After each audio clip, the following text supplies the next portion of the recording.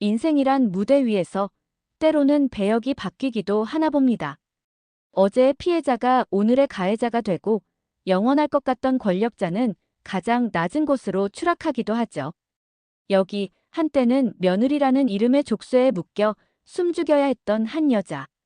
그리고 그 족쇄를 채웠던 또 다른 여자, 시어머니가 있었습니다. 하지만 운명의 신은 잔인한 연출가였으니 이제 두 사람의 배역을 통째로 뒤바꿔버렸네요. 기막힌 결혼식이 끝나고 두 여자의 두 번째 이야기는 여자가 과거에 살았던 그 작고 눅눅한 방에서부터 다시 시작되었습니다. 어머님, 아니 아가. 여기가 내 방이란다. 불편한 건 없니? 더없이 상냥한 목소리로 방을 안내하는 여자의 얼굴 위로 과거의 자신에게 분수에 맞게 살라며 이 방을 던져주던 시어머니의 모습이 겹쳐 보였죠. 복수는 차갑고 정교하게 그리고 아주 일상적인 모습으로 파고들었습니다. 첫 번째 복수는 매일 아침의 식탁에서 시작되었어요. 자신이 그랬듯 이제는 전 시어머니가 모두가 잠든 새벽에 일어나 밥을 지어야 했습니다. 정성껏 차려낸 음식 앞에서 여자는 일부러 수저를 들지 않은 채 나지막이 말했죠. 국이 짜구나. 간장하고 소금도 구분 못하는 거니. 내가 내 시어머니였을 땐 이런 날이면 온종일 굶어야 했는데. 그 한마디에 전 시어머니의 어깨가 돌처럼 굳어지는 것이 보였어요. 복수는 거기서 그치지 않았습니다. 찬물에 손빨래를 시키고 낡은 걸레를 손에 쥐어주며 온 집안의 마룻바닥을 닦게 했죠. 무릎이 닳도록 바닥을 기는 그 뒷모습을 보며 여자는 자신이 수없이 들었던 며느리 도리는 하늘이 내리는 것이라는 말을 똑같이 돌려주었어요. 자신이 당했던 고통을 거울처럼 비춰주는 것, 그것만이 유일한 위로이자 가장 완벽한 복수라 믿었으니까요. 하지만 이상하게도 마음 한구석이 채워지지 않았습니다. 통쾌함 뒤에 밀려오는 것은 짙은 허무함이었고 괴로워하는 전 시어머니의 얼굴을 볼수록 과거 눈물 흘리던 자신의 모습이 겹쳐 보였기 때문이죠. 복수라는 칼날은 상대를 향하는 동시에 그 칼을 쥔 자신의 영혼마저 베어내고 있었던 건 아닐까요? 이 기묘한 역할극의 가장 큰 피해자는 어쩌면 두 여자 사이에 낀 남자들이었을지도 모릅니다. 여자의 아들이자 전 시어머니의 남편이 된 남자는 어찌할 바를 몰랐어요. 사랑하는 아내를 위하자니 어머니의 눈치가 보였고 어머니를 챙기자니 아내의 상처가 먼저 떠올랐죠. 그가 서툰 위로를 건넬수록 두 여자의 감정의 골은 더욱 깊어져만 갔습니다. 여자의 새로운 남편, 즉 이 모든 관계를 완성시킨 남자 역시 혼란스럽기는 마찬가지였죠. 그는 그저 자신의 어머니와 아내가 사이좋게 지내기를 바랐을 뿐인데 집안에는 언제나 얼음장 같은 냉기가 흘렀으니까요. 어머니, 아내가 아직 뭘 잘 몰라서 그러니 너무 나무라지 마세요. 아들을 감싸는 남편의 말은 여자에게는 또 다른 비수가 되어 날아와 꽂혔습니다. 과거 자신의 편은 아무도 없었던 그때처럼 지금도 모두가 자신의 적이라는 생각에 사로잡히게 된 거죠. 갈등은 온 가족이 모인 저녁 식사 자리에서 폭발하고야 말았습니다. 여자는 일부러 전 시어머니가 가장 싫어하는 음식을 상에 올렸어요. 그리고는 친척들 앞에서 보란듯이 말했죠. 우리 애가 나이 들어 시집 와서 고생이 많아요. 입맛도 까다롭고 손도 느리고. 그래도 얼마나 애를 쓰는지 몰라요. 그 칭찬 아닌 칭찬 속에 담긴 가시를 그 자리에 있는 모두가 느낄 수 있었죠. 모멸감으로 파랗게 질린 얼굴을 애써 감추는 전 시어머니. 그리고 그 모습을 보다 못한 여자의 아들이 끝내 자리에서 일어나 외쳤습니다. 어머니, 제발 그만하세요. 이러시는 거 복수가 아니라 그냥 똑같은 사람이 되는 것뿐이에요. 아들의 절규는 복수라는 명분에 취해 있던 여자의 뺨을 세게 후려치는 듯 했네요. 그날 이후 집안의 공기는 더욱 무겁게 가라앉았습니다. 그러던 어느 날 여자는 창고를 정리하다가 낡고 자그마한 나무 상자 하나를 발견하게 됩니다. 전 시어머니의 것이 분명한 그 상자를 여자는 홀린 듯 열어보았죠. 그 안에는 빛바랜 사진 몇 장과 함께 꾹꾹 눌러 쓴 낡은 편지 뭉치들이 들어 있었어요. 자신에게 보낸 것이라고는 믿을 수 없는 아주 오래전 전 시어머니가 자신의 친정어머니에게 보냈던 편지들이었죠.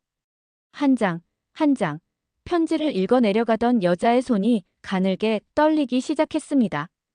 그 편지 속에는 여자가 한 번도 본 적 없던 젊은 시절의 시어머니가 울고 있었어요.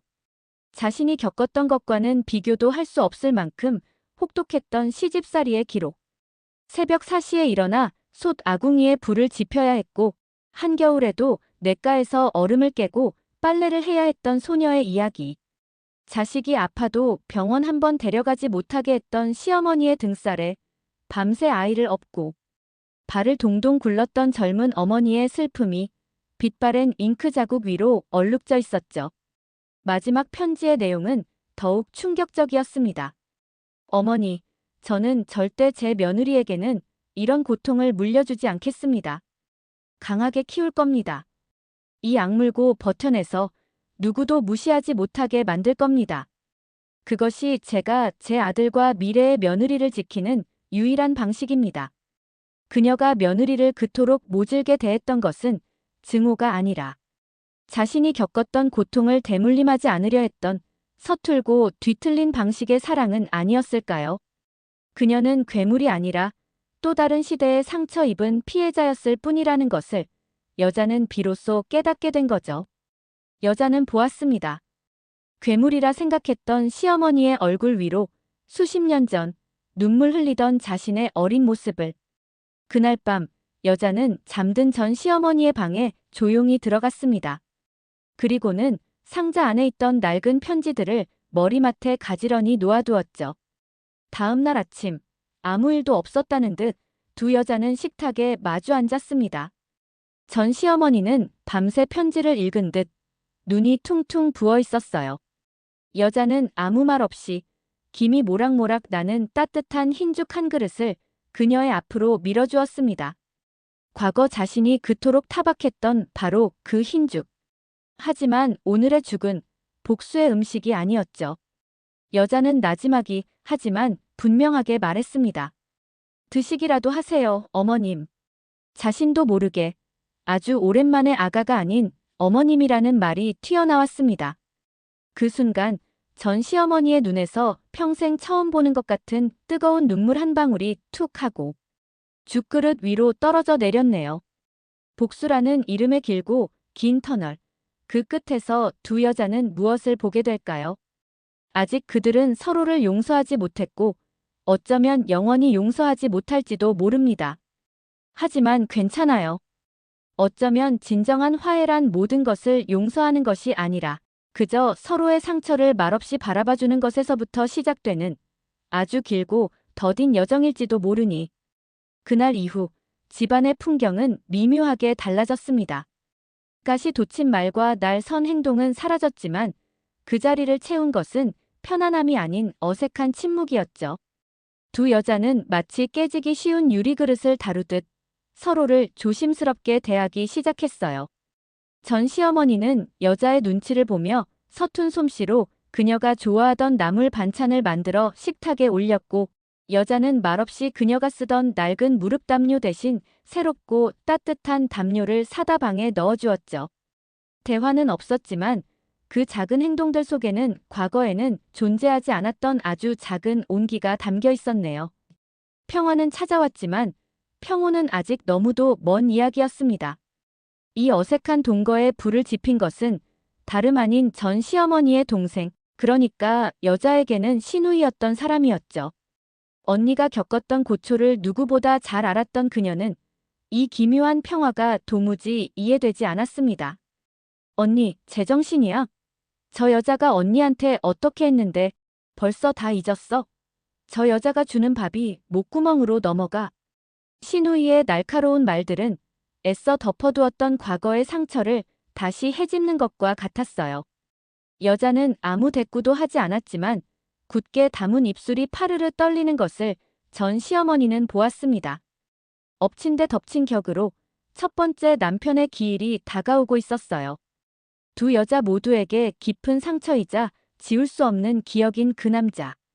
그의 죽음은 두 여자를 갈라놓은 비극이었고 동시에 지금의 기막힌 인연을 만든 원인이기도 했죠. 기일이 다가올수록 집안의 공기는 다시 차가워졌고 두 여자는 서로의 얼굴을 피하기 시작했습니다. 함께 아파하는 법을 배우지 못한 사람들에게 공유된 슬픔은 위로가 아니라 또 다른 상처가 될 뿐이었으니까요. 기일 아침, 여자는 홀로 남편의 묘를 찾았습니다. 하지만 그곳에는 먼저 온 손님이 있었죠. 바로 전 시어머니였습니다. 아들의 묘비 앞을 떠나지 못하고 하염없이 눈물만 흘리고 있는 그 깡마른 뒷모습을 보는 순간 여자의 마음속에서 미움과 연민, 원망과 이해라는 복잡한 감정들이 세차게 휘몰아쳤습니다. 여자는 조용히 다가가 자신의 외투를 벗어 그녀의 어깨에 덮어주었어요. 그제야 인기척을 느낀 전 시어머니가 화들짝 놀라 고개를 들었죠. 한참 동안 두 여자는 아무 말도 하지 않았습니다. 그저 차가운 비석 하나를 사이에 두고 한 남자를 사랑했고 또 잃었던 두 여자가 서로의 슬픔을 묵묵히 바라볼 뿐이었어요. 먼저 침묵을 깬 것은 전 시어머니였습니다. 그 애는 널 참 많이 아꼈다. 여자는 대답 대신 이렇게 말했죠. 어머님도 많이 힘드셨죠. 그때였습니다.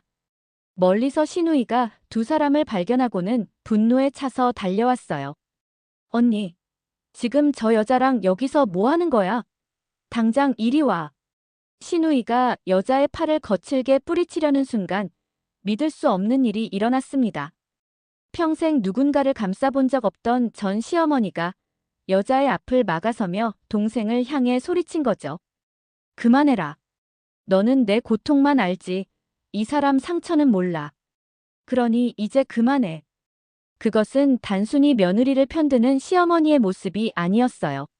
한 시대를 함께 견뎌낸 또 다른 상처 입은 여자를 감싸 안는 한 인간의 외침이었죠. 그들은 서로를 용서했을까요? 아마 아닐 겁니다. 수십 년 묵은 상처와 원망이 그리 쉽게 사라질 리는 없으니까요. 용서 대신 그들은 이해를 선택했습니다. 미움 대신 함께 늙어갈 동반자를 얻었죠. 집으로 돌아오는 길, 두 여자는 처음으로 나란히 걸었습니다. 아직은 써먹하고 가끔은 서로의 눈치를 보기도 하지만 그들의 발걸음은 더 이상 과거에 묶여있지 않았네요. 상처가 아물어 새살이 돋아나듯 두 여자의 시간은 그렇게 아주 천천히 다시 흘러가기 시작하니